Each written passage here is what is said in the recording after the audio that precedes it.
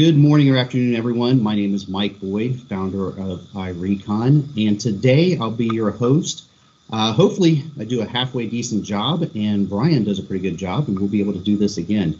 So joining me today is Brian Kramer, General Manager of Toyota of Naples. Good morning, Brian. How are you doing? I'm doing great. Thanks for having me. Used cars is a huge passion of mine. Oh, absolutely. Same as mine. So do me a favor. I'd like the audience to get an idea of a little bit of what you do and kind of your mindset towards the business. I mean, I know you, and of course, I've seen you at Digital Dealer, and I've heard you speak, and we've met, over the years. But kind of give us a little idea of who Brian is. Well, I'm a different person now than I was, years ago, and anymore. I'm more about getting my managers to win and really enjoying, kind of like with my kids. Enjoying watching them get a bunch of wins, and they do a lot of winning. I'm blessed to be around an absolutely amazing team. Our store sells about 6,000 to 6,500 cars a month currently, which pre-COVID we had sites to go way past that. But I think next year maybe we can. But we're making some changes in used cars, ironically, that I think that we might be able to be at least static with that, or more new cars. Obviously the supply is down, so we're hoping to make it up with used cars, and I'm sure over the course of this conversation we'll talk about the plan on how to get there. Wait a minute. So you're telling me that used cars are hard to stock and you're having trouble getting inventory and you're low in new cars? I haven't heard that. So new cars obviously low. Used cars, depending on who you ask, is low. I think we've figured out a few hacks, if you will, to source used cars, and I really think that moving forward, whoever wins is whoever can source the most quality, high demand, low market day supply used cars. Whoever has the best strategy to accomplish that is going to win. And I've been a GM since I was 24 years old, years ago, at a little Mercedes-Benz store that used to be a Studebaker store in Columbus, Ohio, that was selling about 12 cars a month. And obviously we got it up to selling a lot more than that, but the only way that we could really make a profit on that was to grow the used car business, because we were only going to get X amount of new cars, and there was only so many parking spaces. So we had to get very, very disciplined. We moved to a new location. There was 34 spaces, and we needed to sell 75 to 100 used cars. And I didn't see it at the time. The Germains actually took me to Texas to show me somebody else who was doing it. Once they saw the play, implemented it, and I've been passionate about used cars ever since. You brought up something really good there, and that is that right at the very beginning. Now, it's all good. Don't get me wrong, because if I didn't value your opinion, I definitely wouldn't have you on here. But the car is the star, right? You said the key is whoever has the inventory, and I think we lose sight of that sometimes, because there's a lot of things that we have to do at the dealership, and there's a lot of things that we try to do right. If we do enough of them right, then we can actually be profitable. But at the core, we sell cars. Right? Everything we do is about selling cars. And right now, obviously the market's in flux, which our market always is in flux, but it's all about who's got the car. At the end of the day, you can't sell what you don't have. So with that, let's start off right there. Tell me a little bit about your appraisal process at your dealership. And tell me, do you think that's more modern versus normal, other dealerships, or? I think, let's start with, when I was in Columbus, Ohio, I left that Oldsmobile store where I was lot porter. I sold cars for a little bit. It didn't work out well because I wasn't a good student at that time. So I went to an Infiniti store, and my sales manager at the time, when I was one of the top salespeople, he would leave every day about 4 or 5 o'clock to go get some drinks at the restaurant right across the parking lot. And he'd throw me the keys, and, "Hey kid, you're in charge. I'll be back to lock up. Maybe. If you have any questions." If you have any call, here's the number of the payphone over here. If you have any questions about any cars, just call me. I'll put the number on them. I said, "Do I need a book or anything?" "Not a problem. Just call me. Worst case scenario, just drive it over there to the back of that Applebee's over there." Okay. So I would do it, take him over there. He was over there with 3 or 4 guys. They all had black books or gray books or whatever book they had. And I would go over there and ask them, and they would sit there and confer about it. It seemed very transparent. And they would say, "Well, why don't you try this and see what they say?" And then if they have it, call us back at this number. The famous "try them on." Try at this number. Okay. And if that doesn't work, you need more, call us and let us know. "Well, how much more is there?" Kid. No. We're not doing that. About that. So then I would put the deal together, and I'm like, man, the customer, that sounds like it's not a lot. I'm like, it actually, if it wasn't for this, and you start breaking down the recon, and then we could give you that, but they go, but it's only like a year old. I understand, but that's just the market. I don't control it. It goes up and down all around like a merry-go-round. And then you go and you take the trade back, and then there's 4 people over there. Hey, did you get that trade? And they're fist fighting out in the parking lot, these wholesalers over it. And there's an envelope or 2 get exchanged, and all of a sudden the car is gone. I'm like, hey, I had a customer on that. No, you don't want that thing. That's straight to wholesale. Right. And then it transitions into the Manheim, where everything has to go through the lane to at least control that. I think it's important. Let's go back for a second. So when you were talking about the try them on, right, and everybody flips open the black books, because I do remember that. Right, and there was only a few people at the dealership that were allowed to appraise cars, probably because you're right, it wasn't very transparent. So it's like the more people who were allowed to appraise cars, you might have to split up some of the money. Now, I'm not saying everybody did that, but let's face it, it's not transparent. It did happen, right? And if it's not transparent, you don't know, and you're definitely not being trained or being groomed to move up yourself, right? So that is, of course, a time prior to the internet. I mean, we're dating ourselves here a little bit, but let's be real. The consumer at that time had access to less information than we did. And if they wanted to see the invoice, we tell them to buy a dealership and they could get as many as they wanted. Right. So it was that lack of information that put us in power that we could say some of those things and do some of those things, which obviously is a little bit different now. Okay, so now you were talking about moving to the auction. So then we had to run everything through the lane. So now all of a sudden we had a way to measure our mistakes, right? If we missed tires, we missed this. Now all of a sudden they're doing the origin, the beginning of a CR, and they would sit there and point out, hey, you missed this, or this person changed the badge on this car, on this DHS, it's actually, or a DTS, it's actually a DHS, which I did that. Or somebody would say that it was a 6-cylinder, it was really a 4-cylinder, and they changed the badge on a BMW 3 Series, or all these other things that I learned to look for over the years on different things so they wouldn't keep reoccurring. But when the wholesalers were there was no check and balance. They were the ones that trained us to appraise cars, right? Back in the 90s, wholesalers. Not that they had a ulterior motive in how they trained you, right? Correct. So, they were just looking out for our best interests in their free time.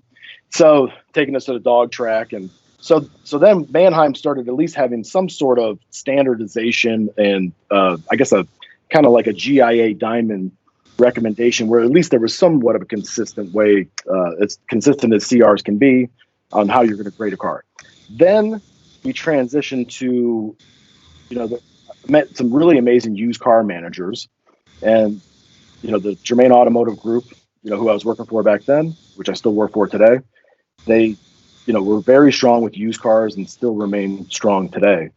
And they trained us a lot on many different things. They brought in Tommy Gibbs, they brought in Dale Pollock, and they trained us on looking at all kinds of things besides just appraisals, inventory management.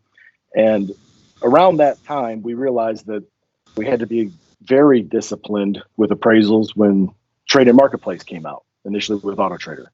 Mm-hmm. And we tried to show that to the customer up front, a lot of pullback, freaking out. What are you doing? What if we can hold back $2,000 or $3,000 on that trade? Why would you show the customer that number? And we're like, well, that's where all the gross is going to be, margin compression, which we thought back then 17% was margin compression, and and so on and so forth. So then we would, we got appraisals down pretty much to where we had used car managers, certain designated people that could do an appraisal. When I left and went for a large public company, we were doing active trade appraisals, riding with the customer. The customer sold us on the cars. Hey, Brian, let's talk about that for just 1 second before we talk about that transition and went to the different company. So in your experience, and then, of course, looking back, now you mentioned something very good there that I want your opinion, of course. You said that when you moved to, I believe, the Germains, you went through training. They actually had some training. You had, of course, mentors, it sounds like, people that they trusted, people they knew what they were doing, and then they actually worked with you in and around appraisals. Do you think that was common? I mean, or what did you normally see? Because I definitely have an opinion from my experience, which is that it wasn't common. They just flip you the black book and say, go to town, kid, don't lose money. But what did you see? So at Germain, they wanted you more heavily involved. You had to drive and I look back in retrospect, I guess I never really thought about it. They had a very clear, defined vision as to what they wanted it to look like. You had to drive the car. ideally with the customer, but it had to be driven 100% of the time. And there were certain non-negotiables, and if those things were missed, somebody was held accountable for it. And you had to check the tread depth, and you had to check things. You had to touch it, pop the hood, check for paint work, and they taught you how to check for paint work. And all this it's almost like an art form, like a samurai warrior. Now everybody just has guns with scan tools and stuff. But I mean, you used to have to be able to know, did the, in the front fender, you didn't have all those tools. You didn't have all those tools. So it was very based on experience. Right. That's why there was such a variance between stores on, who could appraise and who couldn't appraise. And the tribal knowledge that got passed on, you're only as good as your mentor. And we had some great ones at Germain. I mean, some really, really sharp guys for years and years and years. And I still, a lot of that stuff stays with me today. So when I went to AutoNation, the main difference with them is they wanted you to ride along with the customer. So there was a lot of value with that, but it took a little bit longer. It sapped your resources. So you're trying to figure out, should I be setting appointments, doing one-on-ones? There's a lot of things that needed to be done simultaneously, and they run very lean. I came back to Germain back in 2016 with an semblance of all that knowledge, when the inventory management, the great mentors, all these other things, and we quickly, and they were already doing a decent job appraising cars here, driving them around and doing road tests, and there wasn't a lot of errors being missed, or errors that, recon and stuff. That there was always a variance in every single store, but it wasn't, catastrophic. Right. So then we started trying to figure out in 2017, we'd always done sight unseen appraisals. We've done virtual appraisals, but digital retailing was really starting to be the buzzword back then. Well, how do we appraise a car? We always, and I was sold cars all over the country on eBay, different states, 2 states away. So we would get a manager on the phone, walk me through exactly what you're talking about. And then we'd have them send pictures. And it was almost like they were guilty until proven innocent.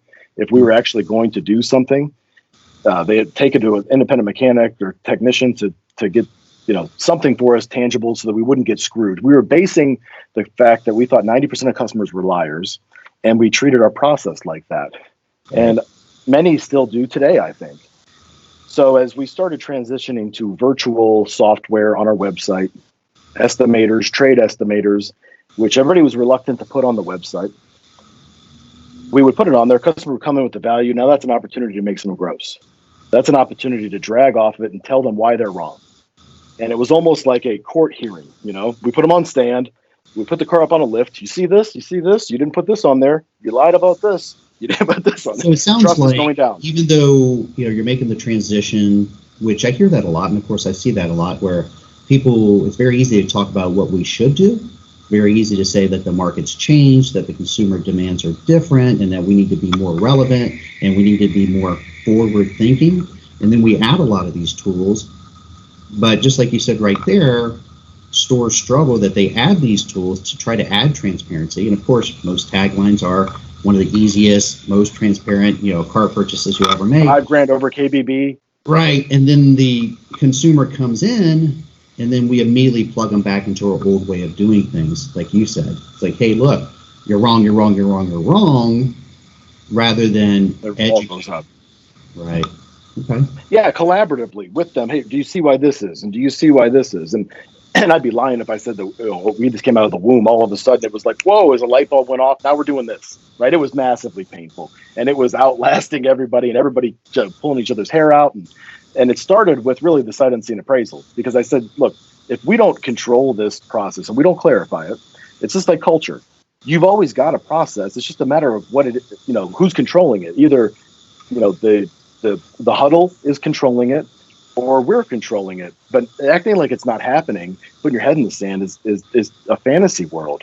So we broke it down on a process map. Something I learned at Disney is process mapping. Here's what how do we want the journey to look, right? So here's this step. We want the customer to experience this, then this, then this, then this.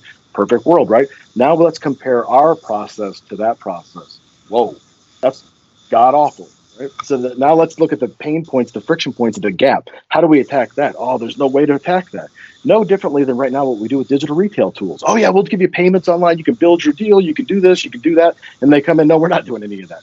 So the transfer to your team doesn't always hand off very well. So when you're talking about implementing a lot of these changes, which of course is bringing us to current state, what you're doing at your store. So you mentioned that you got together and you had a process map and you said, okay, here's the things that we want to do, right? We want them to be happy. We want to sell more cars. We want to, of course, make more money. But how do we keep CSI high? How do we, what does that new experience look like? Which is what you're doing, right? You want to chunk it out so that way the team can digest it. Who all did you have involved in this conversation? Initially, used car manager, used car director, general sales manager, sat down with them. Here's what we're thinking. We've got to figure out something. Then you get the initial, and I've got an amazing team, so the conversation may be different because we can detach and have those conversations because we can trust. And I think that's an important point to make and it wasn't that way for the first 2 years here, but we now trust that if we pull one person off the desk, the person right behind them, like on a football team, will reload and run the same play just as consistently. We won't have to worry about something not getting executed. That's the benefit of a process, right? I mean, yes. That right there at the core is why we have processes or should have processes at our store. And that is that everybody understands what play needs to be ran and how to do it. So that way, if somebody can't pick up the ball, the other person can. And that's a very important thing to know. And that's why for a long part of my career, I wasn't able to get as strategic because I was so busy sawing, I couldn't sharpen the blade because I didn't trust the people and I tolerated too much, more than I should, longer than I should have. And that ripple effect prevented me from innovating and coming up with all these new things. But to answer your question, we had the senior management that were involved in that decision in the room. And they're pretty receptive. They're never, oh, I'm not doing that or I'm not changing. It's why are we doing this? Is it worth the ROI, the time? What's the amount of time we're going to invest in it? What are we going to, is it worth it? Right? Yeah. What's the benefit to me? And is the juice worth the squeeze? So we determined that it was, but then we said this is a massive undertaking. So we get some of the top salespeople. So we get a cross section of the sales staff, people that do a lot of volume, but kind of, have more autonomy. Different schedule, but they've been in the business for a long time. Some new, greener talent that just work and they don't ask why. They've never even thought those thoughts because they haven't been in the business long enough to know any other way.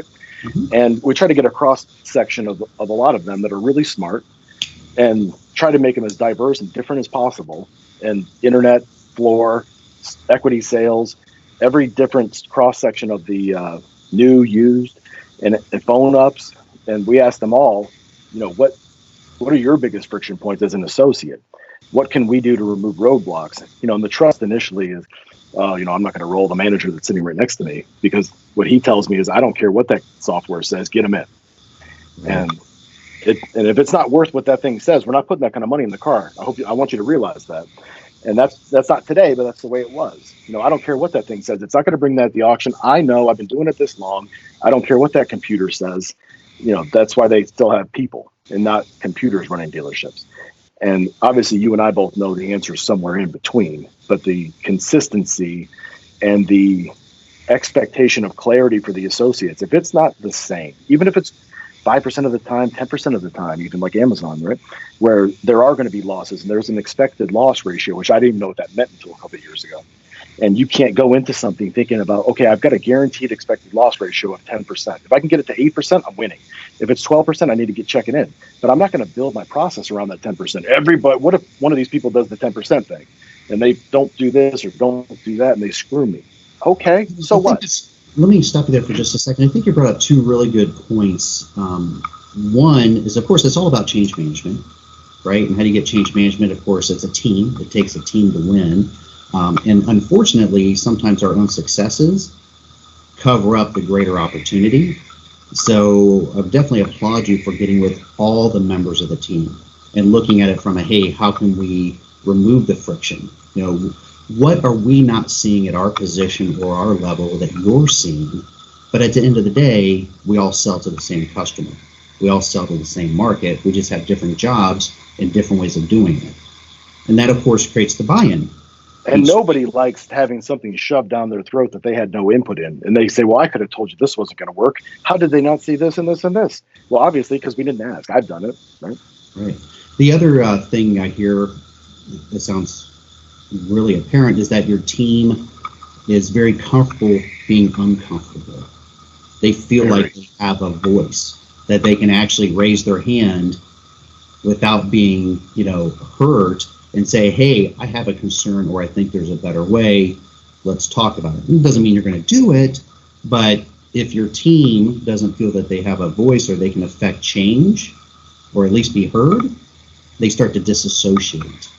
And sometimes I do it even when I think it's not going to work, which sometimes I knowingly cost our company money just to show them that I will listen to them. I don't know how long I'm going to do it for, but I'm going to tell them, if not, this is the way we're going to do it. We can try this. And sometimes their way works better than the way I came up with when I try it like that.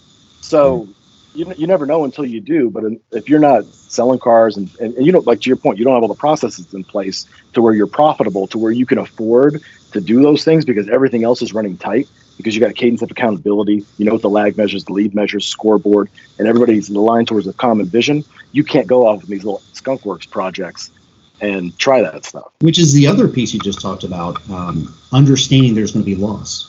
To try something new, they're sometimes very real is that you're going to backstep a little bit, but the idea is that it's going to create opportunities to allow you to leapfrog forward. But it's that fear of loss that I see at dealerships that really is the greatest thing. That's the greatest hurdle we have. And I get it. I mean, again, my background is selling cars, I moved my way up through the ranks, and it was, you're knee deep in the trenches, concentrating on today, that it's hard to look at tomorrow. It's hard to make an adjustment when you are making money and you're knee deep, in the trenches to say, let's think about this. Is there a better way? Can we make a change? It's painful. It can be very painful. And many of us, in this industry, have egos. We don't like to raise our hand and ask for help at all levels, right? We're trained not to, right? Right. Yeah, it's a sign of weakness. And I remember calling Bernie Marino up in Cleveland one time, and he's selling all these Mercedes, and I'm trying to figure out what he's doing. And I called him up and I said, hey, how are you doing this? And he just told me. And I got off the phone. And I remember at the end, I said, well, I really appreciate this. We're not in the same city, but you're in the same state. Why would you share that to me? Or share all that with me? He goes, I mean, nobody's ever asked. So you're the only one that ever asked. It's not like a secret. And because I figured most people probably won't do it anyway. So, we'll see if you do. And it was amazing that everybody was trying to figure out what's he doing. Oh, he's exporting cars. He's got to be doing something shady. Kind of like how we look at Carvana, right? Yeah. Nobody just asked. Right. I talked to Brian Benstock here recently and asked him about service pickup drop off and all these things that are terrifying me. And he said, Brian, there's two different ways to look at it. There's return on income, which is the way everybody looks at it. And there's return on learning. And there's a difference between the two. He goes, in the first year, we lost a lot of money on that project. He goes, but now we're making it up in exponential ways and geometric ways of the things we never even assumed, with loyalty and all this other stuff that you got to be willing, to your point, to have some expected loss ratios. In my experience and in my career, I have learned 10 times more every time I failed than anything that success has taught me. Because success, by the nature of it being a success, covers up a lot of opportunities. There are things that you learn. So you're right. You have to try different things. You have to constantly be willing to disrupt your current way of doing business, or somebody else will come into your market and disrupt you. And when that happens, which is what's happening now, which is what spurred us to so we had a template and all these overcomplicated ways of doing these sight unseen appraisals, right? This old sheet that we had, ask these 100 questions. And we made it so painful that we thought that, okay, well, that'll just get them to come in. They'll say, I'm not filling all that out, right? And I had a customer right at the beginning of COVID that was in my finance office. And the finance manager came up, and I was at the sales tower, and he said, hey, this customer's in there. He wants to pull the trade from the deal. It's a 2013 Toyota FRS with 23,000 miles. No, let me go talk to him. I want to keep that car. So go in there and talk to him, and he said, hey, it's not a big deal. I'm still going to buy the Toyota from you, but they're going to be here in a little bit to pick up the car. I'm like, what? Here? Oh, yeah, they made it so easy. Well, how much is it with the tax credit? Maybe I can get to the same. Let me know if you need more. If I need to put the deal together, just let me know where you need to be. And if I could, would you? And he said, no, it's not a big deal. It was just easier in my own showroom, Mike, the customer to have them acquire the car. So I had to break down every process step, and that's one of my, you can call it a flaw or whatever, a blessing, curse, but I have to know how that happened, every single step. What did they say? What did you do? How did this? Blah blah blah. And when I process mapped that in reverse, brought all the managers in, they thought I was going to flip out, but I said we got to agree that that's never going to happen again, which everybody was already there. And I said, now, yeah, and now. And Wendell Hardy, who's one of the best used car guys I've ever seen, by GSM. We got in the room, pulled up our appraisal tool, and we're sitting there going back and forth. Okay, what's this thing worth? What's this? How much could we possibly be off the variance of it? And it really wasn't that much. And I said, at the end of the day, it's about speed, and it's about doing what that customer just experienced with them, and us being able to provide it better than the online public retailer does that doesn't have a new car franchise. We have an advantage over them. We just need to be able to deliver that experience because we're not doing it today. But today we do. But that journey from there to there, extremely painful. So walk me through. So now we're back to current state. So of course, we've talked a lot about where we've been and kind of, the lack of training, lack of clarity. And of course, again, going back in time, the consumer, right, our consumer didn't have access to all the information that we did. So we held all the cards. So we could dictate what was going to happen, which really explains a lot of the feelings that we've earned. Let's be real, that we've earned in the consumer's mind when it comes to buying a car. They don't like it, right? But moving now to current state, where the consumer has access to just as much information, if not more, than we do at the dealership. Walk me through exactly what happens. I come into your dealership, or I call in. And it's the same process either way, which took a long time to get to that point. But if they walk in and they want a value for their trade, let's start there.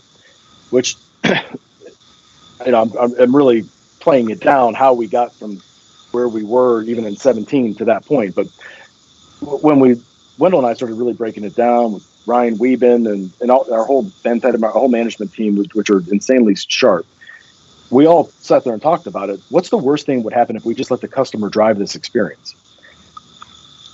And as I study Disney a lot and their digital transformation with magic bands and letting people just check in and go into the park and do a lot of self-service, or what we see at grocery stores when people check out. What's the worst that can happen? Maybe somebody could steal something. I remember the first time I saw that, I could just walk out with all this stuff. How would they know? But that's not what most people do. Most people are honest and they do the right thing if you treat them with respect, which we always fair loss. That's the fair loss, right? You would rather work under the assumption that people are going to do wrong and steal than the benefit and the speed and the ease for the consumer that would lead to drive them to purchase more, which is generally what we see, right? And if we treat them that way first, the law of reciprocity, they're going to, and it's hard. It was a hard leap for me to make, because you don't know what's going to happen and it could blow up. So we decided that we were going to just let go.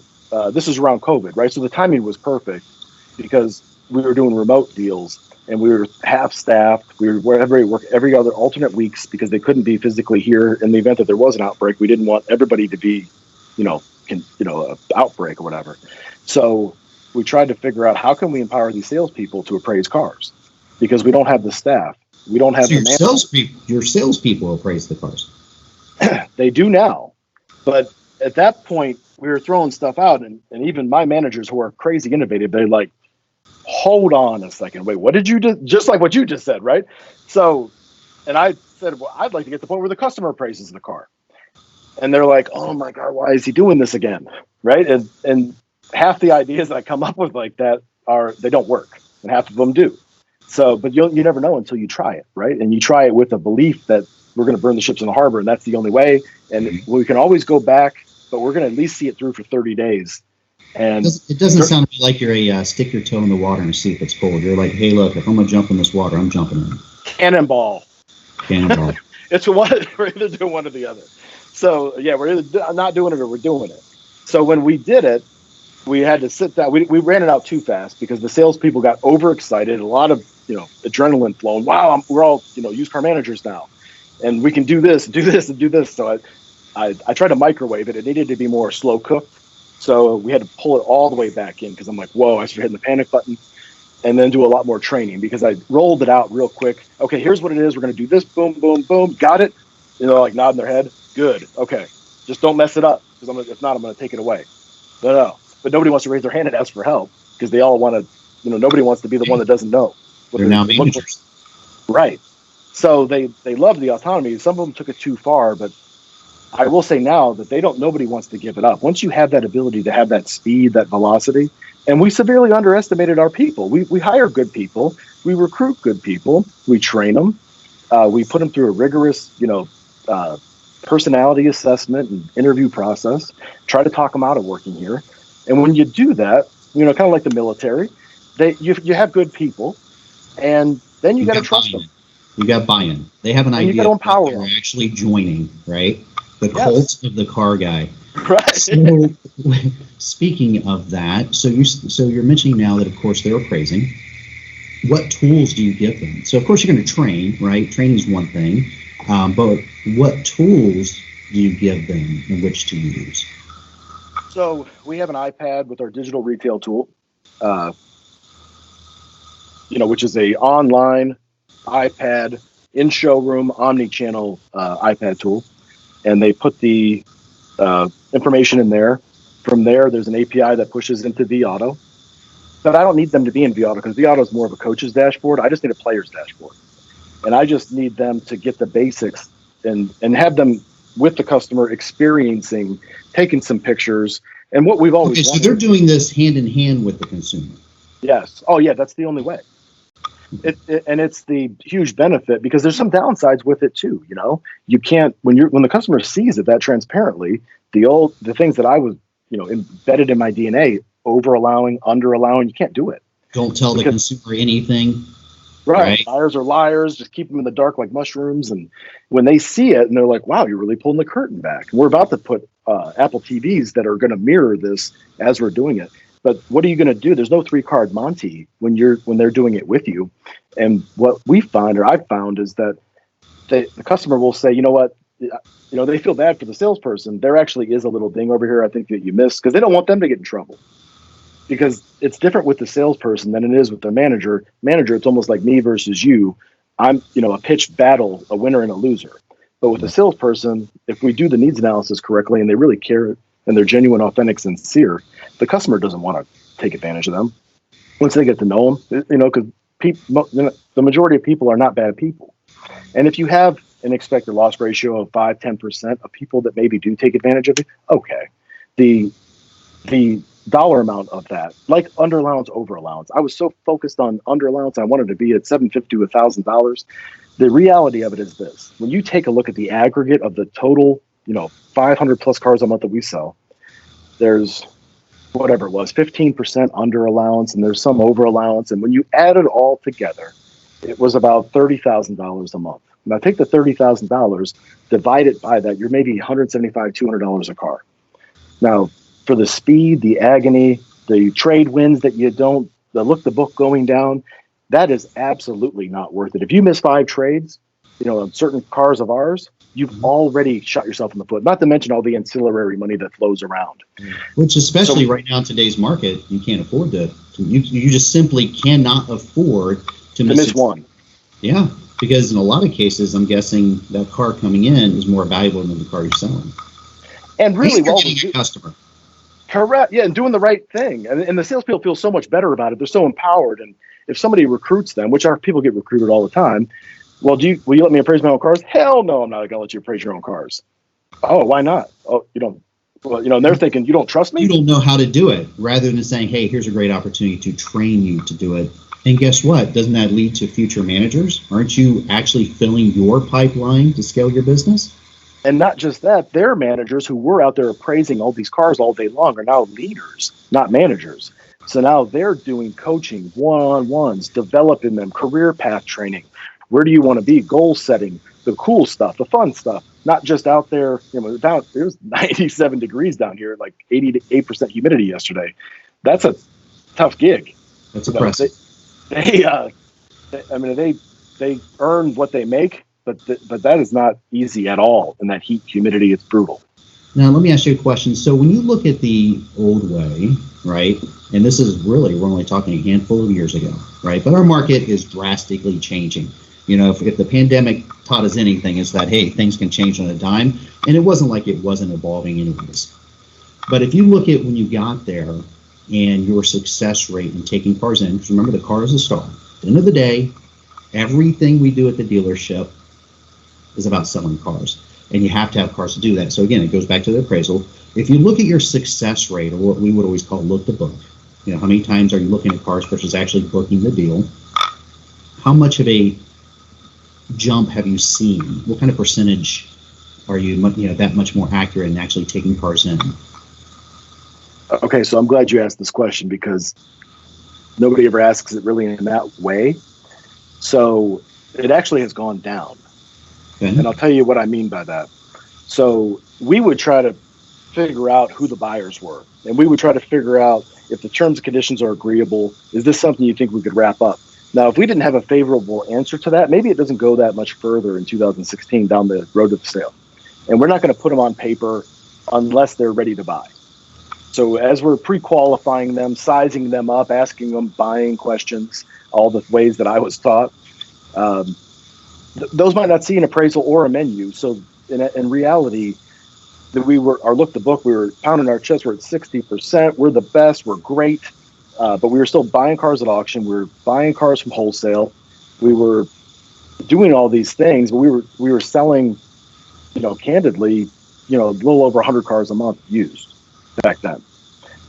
Today, we sell close to 200 cars or a little bit over, each month. But we don't buy a single car at the auction. Haven't bought a car at the auction since Wendell Hardy became our GSM in 2000. I think it was March of 18. And he said, because I just don't believe in buying cars at the auction. When we have a franchise with a service drive with 3,500 cars coming through that a month, why do we have to do that? And to this day, we're buying 100 to 150 cars off the service drive per month. We got a team of 12 that's dedicated to just that. And of those, actually buy a little bit more than that. There may be 20, 25 more than that are just straight street purchases. But all the other, the 125 to 150, they all say, this month it's probably going to be 100 because of the inventory shortage. But it's a core group part of our business. Think about the time and energy, not have to look at simulcast all day long. And the retention that went up 20 points. And it's obviously, as you know, a lot more profitable to just retain. You don't have the auction fees, you don't have transport, you don't have the CR variances. Is this second key? Okay, we're looking at it. It's right here, and the salespeople are taking 11 pictures, and they're doing a great job taking pictures. It's far better than I ever thought. It's far better than some of the used car managers that worked here, and and definitely a lot that I've worked with over the years, because they're so passionate and it's their deal, and they're actually really honest. Let's think about this for a second. Let's think about the psychology of this. They're not getting paid off the entire store. They're getting paid off that deal. So who is the most incentivized to put a deal together? And if you have accountability, you're looking at the car and trying to truly say, okay, this is a valuation on that. Now let's go back for a second, because I think there's something, actually I know there's something there that this is what I want. This is what I wanted from this conversation. So let's get into the real things, the good, the bad, the ugly. And if your child's not the prettiest, let's be honest, and let's find a hat, right, that pretties the child up. So when you talked about your percentage, so now a natural assumption would be, hey, if we're successful 40% of the time in the old way of doing it, and then we make all these changes to add clarity, to involve the consumer, to educate our salesperson, logically, our minds would say, okay, great. Now are we at 50, 60, 70%? But when I asked you that question, you said, funny, nobody asked that, but we've actually went down. Now I'm going to make an assumption. I want to hear if this is correct, but this is something I talk about with dealers all the time, is that it's just data. If you tell me that you want to be at 80% look to book, I'll get you to 80%. The question is, how pure is that data? Are we logging everything correctly? Because I always look at success rates, whether it's a turn on your inventory or your look to book, as how many at-bats are we doing? If your percentages skyrocket, then that's okay, right? But what is that a symptom? That's a symptom of not pushing enough appraisals through the system, because I need to miss, more often in order to supply the pipeline. So I think the data can be very misleading, but since you said you have 12 people dedicated to just work like a service name, and your appraisers are actually your salespeople too, it sounds to me like the numbers may have gone down because of the additional quantity of appraisals you're getting, which of course will have a negative effect on your book rate, how many you're actually getting, which again creates an opportunity. And you're 100% correct. And you miss 100% of the shots you never take. It's amazing how many customers, when we just show them, and we're okay, starting with me, we're okay if they don't do it, right? Because I also don't want to try to force and pound which I used to do, a square peg in a round hole. I'm okay if the customer says, you know what, I don't want to sell my car today. Okay, why force them? I don't need to, because if I ask somebody else, appraisal, does it? Does it change the appraisal today? Right. Which is different than and this is, unfortunately, this is still current state of a lot of dealerships, and this is where I would challenge the listeners to say, ooh, yeah, we still do that. Because most of us, if you have some time, what I say, time in country, you're going to have to be honest and say, yeah, we've done that before. And that's, hey, Brian, I just got an appraisal on your car today, buy my car, right? And then you say no, or I'll get back to you, go, well, the market's changed, that car very well may not be worth, and you go into the whole old school way of interacting with your consumer, which doesn't make a lot of sense. It doesn't translate. As empowered and enabled and all this cool stuff that we're talking about, that happened to me yesterday. So we get involved with an upset customer. She needed $10,000 worth of work. It was a TMU Sienna, transmission, rack and pinion out, steering column. Gem. Right? But it's a 2011 with 100, well, who knows, it's kilometers, but it's 100. Right. Yeah, 30 something thousand. So they look at this 10 grand RO, which is not just the, red, it's yellow and some green, stuff you need to think about in the future on the MPI. And she sees the 10 grand. Well, how much is it worth? I don't know. I mean, probably not much, based with that much work needed, it's probably not worth anything. Right. So a cognitive bias. I'm just there, so it was an all day affair yesterday with every person touch point involved in that deal with me. And for hours, 4 or 5, but as we went back and we reverse engineered that flaw, everybody understood the deal, but it's because we deviated from the process. The car actually, fair enough, it's not worth a lot, but it's worth $2,500 because I would have just wholesaled that car because it's probably not an ideal retail piece on this lot. But then that would have made the customer look differently. Maybe I should repair a couple of these things. Maybe I should, and the car that I could have put her in is actually a rental car that I had to sign up to somebody else. But I didn't get an opportunity, which I'm going to sell her, but I didn't get an opportunity to do it all that day because she wasn't in the system. She wasn't on my desk log. She wasn't on in my appraisal log. So it wasn't part of my save a deal meeting. I couldn't retarget her with my retargeting campaigns from my CRM. Because if she's not logged in VIN Solutions, I'm not going to be able to push her out to everywhere and then have the cookies on everywhere else she looks. I need your car and all the other pieces that go along with it, all because somebody came up with an assumption based on one past experience that that's all it was worth. Right. And we're all guilty of it every single day. And if it happens 2 times, 3 times, or 5 times, that's the reality of a process. I mean, we can institute the very best process, but it takes constant vigilance, constant management, and then re-educating and re-evaluating with the team of why we're doing this. Because there are, it's change management, which is really essentially at the core of what we're talking about. And change management doesn't just stop. There isn't a magic point at which you go, I've changed it and don't have to manage anymore. I mean, that's why our titles don't change. We're managers, and we're managers every day. And we have to manage through that. What you just said is exactly what happened. And I talked to the guy who's a really bright guy, and he's got a lot of runway. The salesperson that did it, and he's kind of the second. He's on the depth chart, as one of the 2 people behind my sales manager, because it's all clear as to what the leadership pipeline is in every position. The depth chart like a football team, right? But when I was talking to him, like, why would you think that? I need to understand why you came up to that conclusion. And luckily, there's a high level of trust. And he said, well, I was thinking this and this. And the Reader's Digest version is, we told him what to do. We didn't tell him why we were doing it. And That's the key. Right. That's and he goes, the key. okay, I didn't get that.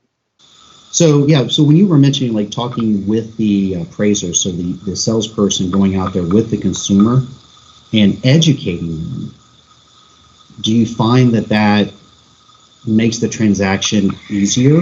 Because the consumer is like, well, yeah, that makes sense. Because isn't that what those big people out there, right? We talk about those big dealers that don't necessarily have new car franchise. It's very transparent. It's very simple. And they just go, hey, I'm praising it for what I'm willing to pay. Right. My best foot forward. They don't match prices. They don't do that's what I'm willing to offer. And that we're putting our best foot forward the first time, which we've never done in the car business. Because it fits their business model. Right. And that's what it wants. And they also lay off of the cars that they don't want. And they hit them very low. And they're okay missing that deal because they're only focused on, and I'll give you another example. So we've got this other product that allows me to do some reporting out of my CDK system. And I look at historical sold data similar to what the one is in vAuto, but it lets me tweak it and go by trim and a few other things. So specifically at this store, we won 2 yesterday. And now we're looking specifically like that. And I've learned that from Carvana. And I think that anybody who's blasphemizing them or vilifying them versus stealing their best practices, we don't have to do everything they do. There's not, there's some things that they're not perfect either. And neither are we, but they've got some really gems that have made me and our team a lot of money this year by taking those best practices that are just on their website, right? And if you take just being transparent with their trade and just let the customer, and if it's documentation is the new negotiation, right? If it doesn't match up with the recon they said, then that's the conversation. And then you're only, talking about the documentation, you're not negotiating, well, how much is the recon? How much is the tires? I can do tires for this. Okay. I'd rather have that conversation of $40 per tire than I think it's worth $2,000 more. Why? Because I said so. And you lose that stuff because now it's logic based and you're going through justifying as to what it is. And the salespeople like it better. The customers like it better. And they're like, okay, that is our consumer. The consumer is moving away from the old school, let's go in and beat each other up and I'm gonna hit you low and you hit me high and then we'll just work it out in the middle and we'll both walk away unhappy, right? Right. Now it's much more of a, hey, I'm very concerned with the condition of the car, which is the number one concern, not price. Right. So I want to know that, you're going to be fair. Just explain to me what you're doing. And then also do the same thing with the vehicle I'm interested in purchasing. And then right, honor it when I show up. And of course, honor it. Do not say that you are a transparent and easy buying experience and then plug them back into the old way of doing things. Recipe for disaster. Recipe for disaster. So as we conclude, we went in a lot of different areas, and that's fine because that's what I wanted, because I wanted reality. A lot of things we do aren't great. A lot of things we do are really great. But I think across the market, we all agree we can do better, and there's a lot of opportunity, and that's all I care about. Because if I came to work and I saw no opportunity, I'm going to change professions, right? So one of the things that I wanted to wrap up with is like those key 3 to 5 things, the highest impact, the easiest to put in place that you believe would really make a difference for the dealer to improve their operations to acquire more vehicles. So the number one thing, first off, before the other 2 that are very impactful, is you have to have a sight unseen or virtual appraisal process. If you want to be true omnichannel, and this is going to go back to this. We all went to it in April and May of 2020. I was just going through the salespeople yesterday. What were you doing last year? Why has the productivity gone down? You had every other week off, yet you set the same number of appointments at half the time. How is that? Oh, because I called up every customer, and I didn't actually come up with this. They said, what was I doing last year? Oh, it was the height of COVID. I was offering to take every car to every customer and just deliver it to their door so they could for on-site demonstrations. Okay, so that's how you set that many appointments. So the appetite for that was that high. Yeah, but that was during COVID. So you think that when they're worried about getting sick, it's higher than it is now when they're not scared about being sick and they're okay more so with you coming to their house. Right. But I guess that's a good point. And now you have an iPad, so now you can not just show them a car, you can appraise their car while you're there. And we can send you a menu digitally so that you can, talk about that. So now you have all these other tools that you didn't have back then that you do have now, and the appointments are static. They're the same. Doesn't make sense, and because it's a mindset, and we've all been like a frog in a pot of boiling water. So in order to do that remotely, virtually, in showroom, we got to let go. And you and I have been in the business for decades, and if anybody should be pushing back, it should be us, because we're now the old guys in the room, right? Right, we're the ones uncomfortable. Right. But everybody needs to just wrap around. It's not the way we've always done it. We need to trust our people. You're bringing in all these younger people. They don't like that the way we were brought up. They want to be trusted. They want to understand what's going on. They're they don't want to be same as our consumer. right. The new salesperson, the new people coming into our industry, let's be real. They're not willing to work 60, 80 hours a week to learn their craft by not doing right by our customers and just bleed the owner's money before they actually figure out how to appraise and how to do things. They expect the information now. They want it clear. They want it concise. They want it transparent. Sounds just like our consumer too. And when you do sight unseen appraisals and you have a systemized process, if you have a cash offer tool, which they don't want an estimate, we allow them to have the choice of an estimate. They want a real cash offer, and the ability to know to not waste their time, because that's the number one thing I see on these surveys. Or I send an email to every showroom up. Yeah, or any missed appointment, they all say I didn't want to come in there and waste 2 or 3 hours and not walk away with what I was trying to accomplish. It's never about price, or these guys it used to be, but it's not anymore. The other thing is the word tracks that we were trained with, right? Well, that's a great question. I appreciate that. By the way, are you looking for a 2-door or 4-door? Now, instead of doing that, what's my trade worth? You want to know what your trade's worth? Boom, what's your cell phone number? Now I'm getting PII. It's in text. It's in your cell phone, or here, what's your email address? I'll email it to you too. Whichever way you want to do it, desktop, mobile, app. You want to, however, your house, here, wherever. Yeah, I don't care how you digest. I just need to know the best way to deliver it to you. And then you'll need a word track. The way you want to eat. There's no word track. Hey, the link's in there, and now you're also self-checking out like at Target. Okay, now you're going to also bag your groceries. You're going to scan them. I don't have to have as much headcount. I can accomplish more because you're doing that. Or later on, you're uploading your driver's license. I can accomplish more tangible results because there's so many ancillary benefits of this sight unseen appraisal process that people wrap their mind around it. That's by far the first thing. It's the number one barrier, I think. First one, sight unseen appraisal. Have a process in place. Even if it is not the best, leverage the people right? There's a lot of industry professionals out there, and even the ones who don't necessarily do it right, you may learn something from what not to do, and then measure back. So I like that as the first one. So we're saying have a sight unseen appraisal process in place, manage your people to it, and empower them. Empower them to do it. Okay, number two. Number two is a equity service drive process. So a way. Let's dumb that down. That sounds really good, Brian, but pretend I'm a 10-year-old. Okay. If you tell me you have an equity mining, whatever, you lost me. What are we really saying? We want to buy cars off the service drive, and equity mining is a fallacy. Guess what? Our customer who is already coming to us, driving cars that we probably sold them, and we need cars. So we're going to go after them. So to your point on simplifying things, we tried slick word tracks. Whatever gets you out of your car into another car, keep paying the same. Would you consider doing that? And they all go, sounds like I'm being sold. Right. Now we just walk up to them with an iPad. Hey, would you like to know what your car's worth? We're paying more than the market value right now. If you'd like to know what it is. That's a great point. What is wrong with going out there, and it's on the news every day, so we're not telling you something they don't already know, and saying, hey, Brian, thank you so much for coming here to do service. I don't know if you noticed, that big parking lot out there, it's not really a parking lot. That's like my inventory, and those are the spaces I don't have cars to fill. I would really be interested in giving you a good value on your car because I need cars. Would you be interested? And if they say yes, great. If not, swipe, I don't know what it is, left or right or whatever, but whatever on those dating apps, you swipe the other way and move on. There's no sense molesting that customer in the service drive if they don't want to do it. And because there's so many other ones that do. And you don't want service upset at you for harassing their customers when guess what? They're going to be asking for money.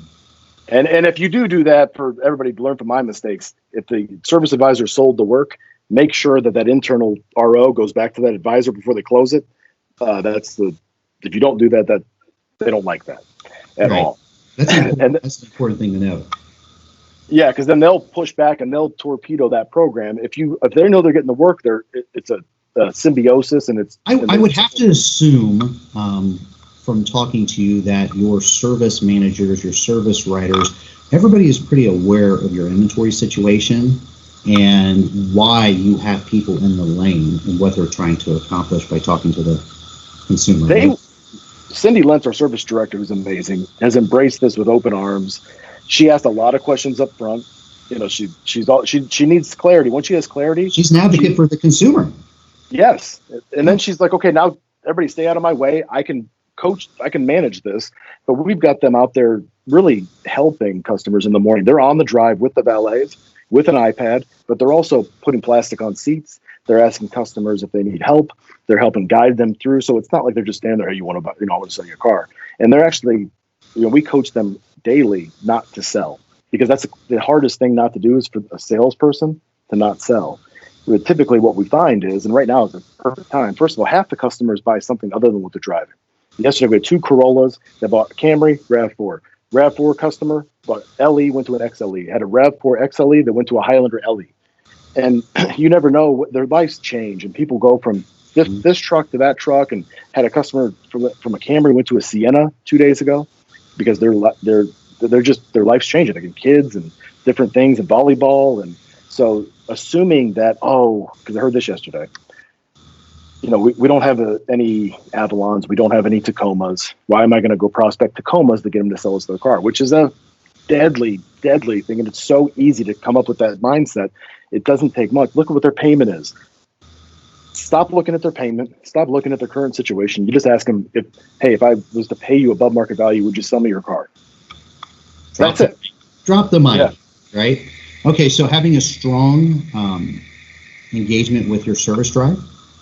The only question I would have on that is, obviously, you said you have people who are actively working the service drive. Is there any sort of mechanism or compensation built in for the service writer or the person who engages with the consumer to mention something or prompt a lead, or you just have them stay away from it? Not at all. The salespeople are not to talk about the RO. That's not, their lane. So everybody's saying, yep. Look, and actually that makes a lot of sense considering we're talking about service. Okay, so like that. What about the third? So those 2 are big rocks. Big pieces, right? Big pieces, and yes. It took us 3 or 4 years. And on our service drive process, we took it from way complex and trying to figure out payments. And what if we could have this algorithm to calculate this? The biggest thing you do is blow all that up. Hopefully most people don't go through that. I imagine you probably will anyway, because it seems like most of my friends do. And they have to go through that journey before they come to this simplification at the end of the rainbow. But once you get to that point, get that pot of gold, which is immense, then you can start with that equity team. And that's where we started. And we're not 100%, probably 30%. That's where you start with 1 or 2 champions on the appraisal process, salespeople appraising cars. So you test it and beta test it out there to work out the bugs and the kinks in your process. You don't just give, like in my case, we got almost 50 salespeople. You don't just say, okay, you're all appraising cars right now, do it, go. Because I actually did do that, and it ended up horrible for me. So, but you tried, which goes back to what you were saying before. It's okay. It's okay not to win every time. It's okay to strike out. What's not acceptable is to not go to bat. Right? You're part of the team. We all have a job to do. Let's shake things up a little bit. Let's disrupt ourselves. And what's the worst that could happen? Right. And usually, I'm assuming you end up selling a few more cars, taking a few more cars in trade, or you realize there's a better way to sell a few more cars and take a few more cars in trade. But at the end of the day, something's going to happen, and it's going to produce that information for the team to come back and build that team of inclusive. And relentlessly asking the team what worked and what didn't. Right. Well, that's great. This is all incredible information. Obviously, I think there's a lot more meat here, but I appreciate the time you took today to meet and go over this, because I really think a lot of things you're doing make a lot of sense. And I see, to a greater or lesser degree across the market, dealers going into this. But one of the biggest hesitations is always that I don't know, that I'm not comfortable being uncomfortable, right? Which they have to get past. So I think having conversations like this, which are real, talking about the good, the bad, the indifferent, what I've seen, where the opportunity is, I think that'll really go far with our dealers as they're making the transition to implementing the new ways and moving into that future state, which is constantly evolving. You know, we have theories, we have different ideas, and we see definitely things trending a certain way, but we have to be open to change. And we're car guys. At the end of the day, most of us have been brought up that every 30 days we get to start brand new. So we're used to change. 30-day sprints. Right. But again, at the core, it's okay being uncomfortable. We got to shake things up. We got to think outside the box. Don't look at the other people who we think are doing better as a enemy or an obstacle. Look at them as an opportunity because they've shown you there is a different way. And then it's up to you to either mimic, imitate, or disrupt them. But at the end of the day, you're going to learn, right? And we have to be constant students of our craft. Thank you again, Brian, so much for taking the time today. This has been very beneficial for me. Hopefully some other people find it beneficial, but I'm pretty sure they will. Anything you'd like to say to the market out there before we head off? No, I would say even as I've learned a lot, actually, even just going through, trying to articulate some of this stuff. I'm realizing that we've come a long way, but I'm realizing how far we still have to go. The more that I'm talking about this out loud, so I'm looking forward actually to going out there and rallying the team. And you fired up, right? Yeah, it is. It's all some additional opportunities, and that's the benefit of talking to other people in our industry. It doesn't matter if they have lesser experience or more experience. A different perspective alone makes you think. Right, and this got me thinking, which is awesome. So thank you. That's the most important thing we can do. Thank you again very much. I'm sure I'll have you back on because I know I plan on bugging you down the road. So you're my new phone a friend. I'll talk to you later. Thanks, Brian. Thanks, Mike. Appreciate it.